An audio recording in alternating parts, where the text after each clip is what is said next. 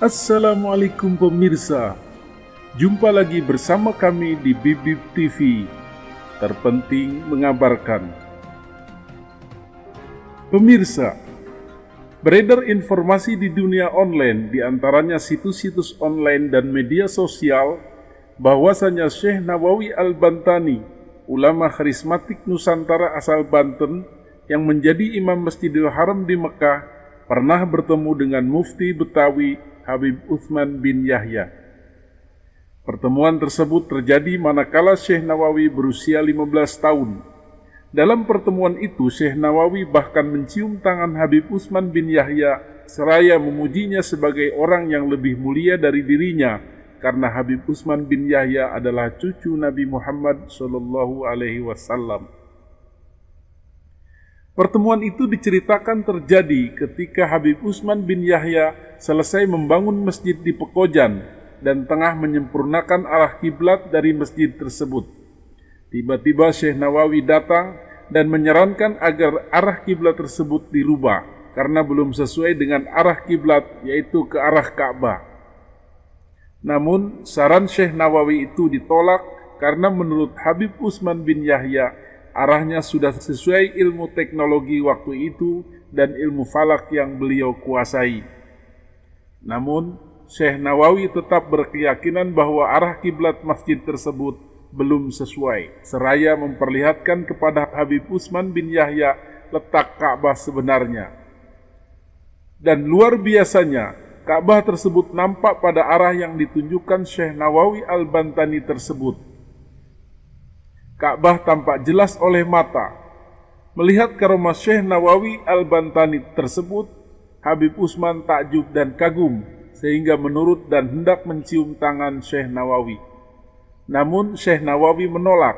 Habib Utsman bin Yahya kemudian bertanya, "Kenapa Anda menolak saya cium tangan?" Syekh Nawawi menyatakan bahwa tidaklah mungkin seseorang yang lebih mulia mencium tangan saya, karena Anda adalah cucu Nabi Muhammad SAW yang derajatnya lebih mulia dari saya. Kemudian Syekh Nawawi lah yang mencium tangan Habib Utsman bin Yahya. Cerita seperti ini banyak beredar di media-media online seperti laduni.com, kompas.com, dan banyak situs-situs lainnya. Mereka menyatakan bahwa cerita-cerita tersebut bersumber dari buku yang dikarang oleh Haidar. Namun yang jadi pertanyaan, apakah cerita itu benar sesuai fakta ataukah hanya karangan semata? Untuk memastikannya, marilah kita berpegangan pada keterangan sejarah dan fakta sejarah. Seorang ahli sejarah, Muhammad Ali Rahman, menyatakan bahwa setelah mencocokkan fakta-fakta sejarah tentang Masjid Pekojan, Syekh Nawawi dan Habib Utsman bin Yahya, ditemukan data-data sebagai berikut. Nomor 1. Masjid Pekojan sudah ramai pada tahun 1885 dan direnovasi pada tahun 1850. 2. Data resmi situs kebudayaan DKI Jakarta, Masjid Pekojan dibangun pada tahun 1760 Masehi. Nomor 3. Habib Utsman bin Yahya dilahirkan pada tahun 1822 Masehi. Nomor 4. Habib Utsman bin Yahya baru selesai dari menuntut ilmu di luar negeri dan kembali ke Nusantara adalah pada tahun 1862 Masehi. Nomor 5. Syekh Nawawi Al-Bantani lahir pada tahun 1813 Masehi. Melihat pada fakta dan data di atas adalah hal yang sangat ganjil bahwa Habib Utsman bin Yahya membangun Masjid Pekojan tersebut.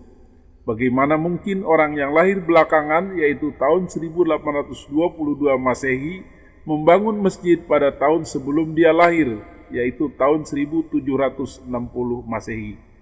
Jika kemudian dilarikan ke skenario berenovasi atau bukan membangun, ini juga tidak mungkin, karena renovasi dilakukan pada tahun 1850, sementara Habib Utsman sendiri belum kembali ke Nusantara.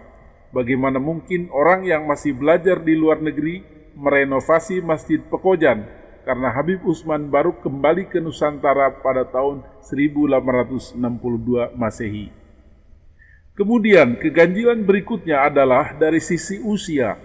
Syekh Nawawi yang dilahirkan pada tahun 1813 Masehi adalah 9 tahun lebih tua dari Habib Utsman bin Yahya yang dilahirkan pada tahun 1822 Masehi.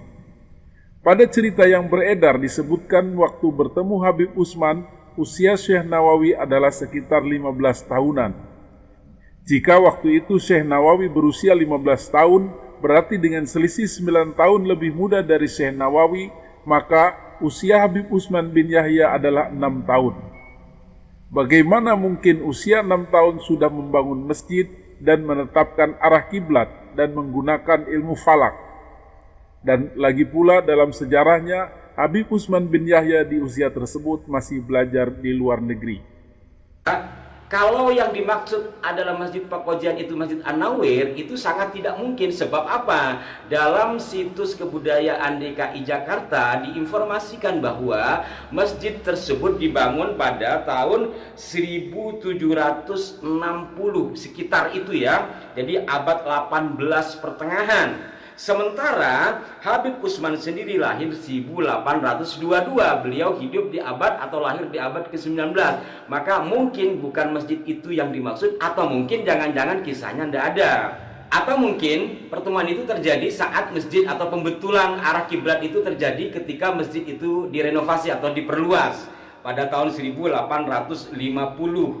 Nah, kalau tahun itu Habib Utsman ya sudah remaja kan. Namun kita lihat di berbagai sumber bahwa beliau menurut sahabat-sahabatnya dan menurut sumber-sumber yang lain kembali ke Batavia itu setelah menimba ilmu dari berbagai daerah sampai ke Tunisia, Hadramaut dan segala macamnya termasuk di Mekah ya. Itu beliau kembali ke Batavia 1862. Maka jika melihat dari sini tidak mungkin terjadi pertemuan pembetulan arah kiblat Masjid Pakojan. Jikalau yang dimaksud Masjid Pakojan itu adalah Masjid Pakojan yang saya informasikan tadi. Nah, itu dari posisi masjid. Kita sekarang melihat dari sisi usia. Dari dua sumber tadi mengatakan bahwa pertemuan itu terjadi saat Syekh Nawawi Al-Bantani berusia 15 tahun. Dua sumber mengatakan hal yang sama, usia 15 tahun. Sumber lain mengatakan dalam usia belasan tahun. Nah, sekarang kita lihat dari usia 15 tahun. Berarti kalau Syekh Nawawi dengan Habib Utsman itu selisih 9 tahun, Syekh Nawawi berusia 15 tahun dikurangi 9 berarti tinggal 6. Kira-kira memungkinkan enggak orang dalam usia 6 tahun sudah bangun masjid? Apalagi jika kita membaca dari sumber-sumber historis yang dibuat oleh sahabat-sahabat beliau sendiri, baik Sunan Nugronya ataupun oleh Denberg, dalam usia sekitar 3 tahun Habib Utsman ini ditinggal pergi oleh ayahnya kembali ke Mekah dan beliau diasuh oleh kakeknya. Kira-kira memungkinkan enggak? Dari fakta dan data sejarah tersebut di atas, sangatlah mustahil terjadi pertemuan tersebut dengan jalan cerita yang disebutkan di atas. Semua tidak mempunyai dukungan data yang memadai. Cerita tersebut sangat bertentangan dengan data dan fakta sejarah yang ada. Oleh karenanya, cerita itu bisa dikategorikan ngawur atau fiktif. Penelitian ini lebih menguatkan dugaan adanya unsur kesengajaan dalam pembuatan cerita sebagai bagian dari upaya rekayasa dan manipulasi sejarah yang memang selama ini menjadi image buruk dari Ba'alawi. Banyak di antara sejarah-sejarah yang dikemukakan oleh klan Ba'alawi setelah diteliti ulang ternyata tidak sinkron dengan fakta dan data sejarah yang ada.